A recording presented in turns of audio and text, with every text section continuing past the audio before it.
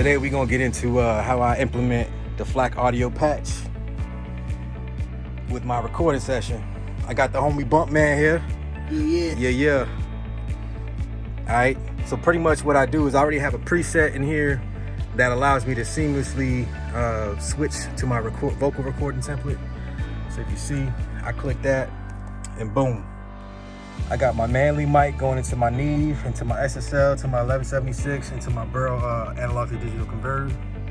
Again, my guy right here, it goes from the mic to there, to there, to there, to there, in a matter of a drop-down box. Come on now. So what we're gonna do is we're gonna get into this recording with the homie Bump Man, and we'll be back when the entire session's already recorded, and I'll show y'all how I implement and integrate the mix session signal flow with the patch preset. All right, we about to get these vocals. Ready, homie?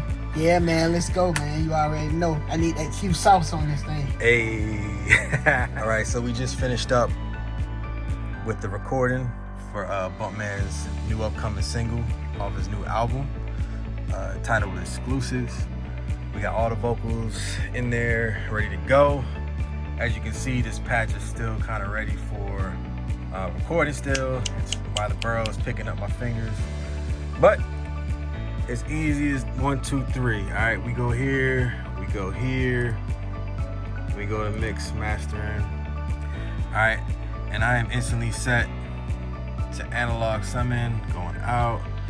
The reason why I left all this in between is if I wanted to add any additional hardware inserts before I went into my Burrow, after it goes back from analog to digital. And that's pretty much how I use my patch. It has been a godsend in my studio. Flock Audio, thank you so much for the knowledge that your team has put together to build this awesome unit. I am extremely grateful, and I'm looking forward to mixing some new music in the near future.